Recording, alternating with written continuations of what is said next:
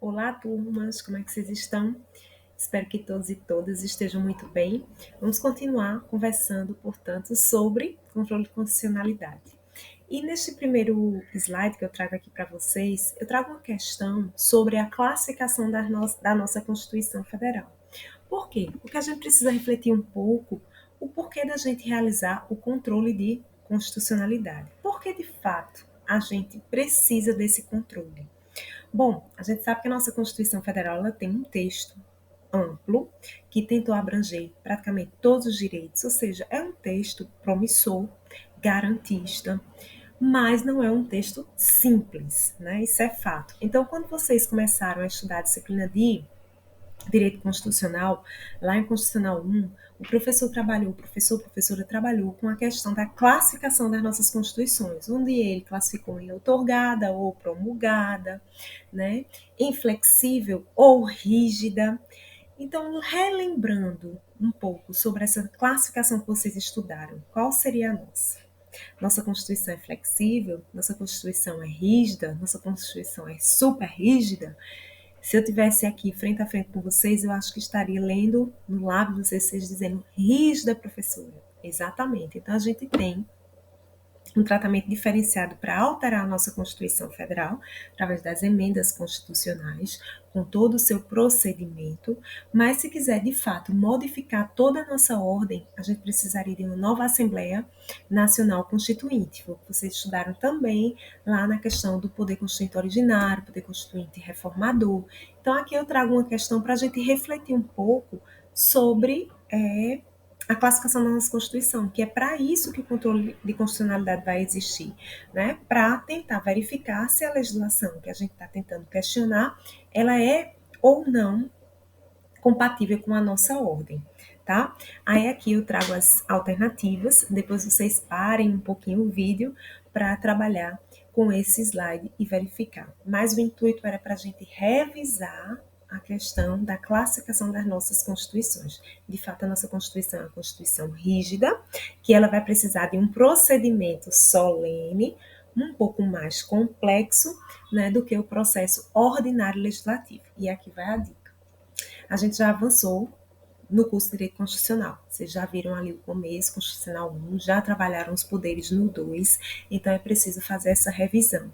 Principalmente no processo legislativo, até porque é uma forma de controle de constitucionalidade que a gente vai relembrar, inclusive nos vídeos deste momento, certo? Por quê? Porque o próprio legislativo ele também pode realizar uma espécie de controle que eu vou falar para vocês, mas aí a gente precisa relembrar como é que se dá o processo legislativo na nossa Constituição Federal. Então, precisa revisar poder judiciário, poder legislativo, dar uma olhada lá em poder executivo, principalmente por conta das questões federais, medidas provisórias, e isso tudo foi conteúdo do semestre passado, mas que tem forte reflexo na nossa disciplina, então tem que dar aquela boa revisada. Que pode ser via caderno, que pode ser via anotações, então vai lá e busca essa fonte que você já teve contato no semestre, nos semestres passados, né? Então, mais uma vez aqui, eu trago para vocês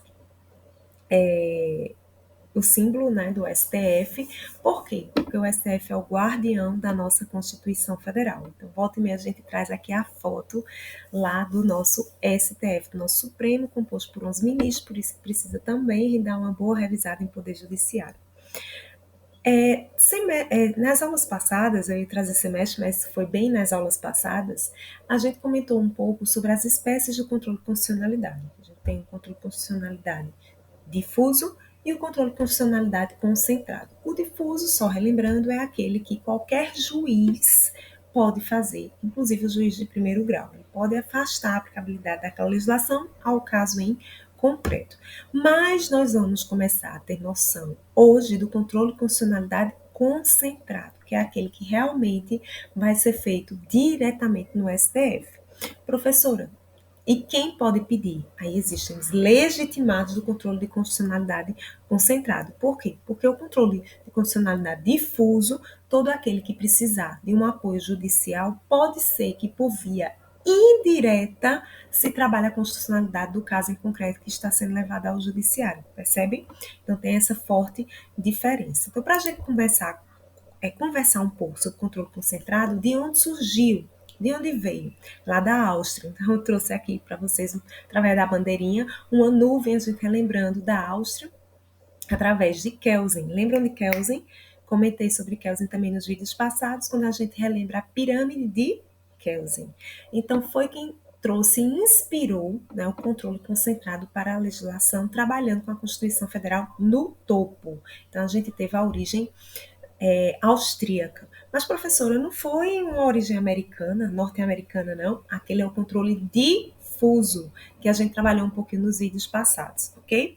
Então, falando um pouco sobre o concentrado, a gente vai ter no Brasil algumas formas de exercer, né, o controle concentrado de constitucionalidade através das ações. Então, aqui eu trago a ADIM, ação direta de constitucionalidade, a ADC, ação direta de constitucionalidade, a ADIM por omissão, que é quando a legislação está faltando, e a DPF, arguição de descumprimento de preceito fundamental, que todas as minhas aulas, incansavelmente eu digo, gente, vamos estudar a DPF, porque a DPF é muito requisitada em provas. Na prática, cá entre nós, recentemente a gente viu, através do Rio de Janeiro, né, uma DPF ser muito falada, mas cá entre nós não é um recurso que a gente vê corriqueiramente, né? Mas em prova, pode dar uma olhada, porque de fato ela é queridinha.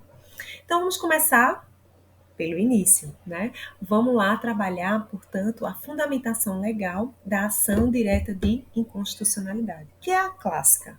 É aquela que os legitimados vão questionar junto ao Supremo Tribunal Federal se a legislação é inconstitucional, melhor dizendo, né? Por quê? Porque o oposto também pode ser feito, mas não vai ser a ADIM, vai ser ADC.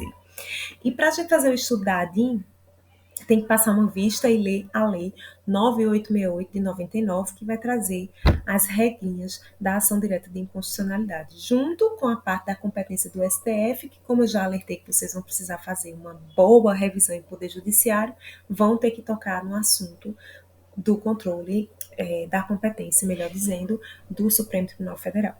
Aqui eu trago novamente no slide quem são os legitimados para requerer a DIN, para apresentar a DIN. Mas essa parte eu vou deixar para comentar com vocês no próximo vídeo, tá certo? Aguardo vocês, até já.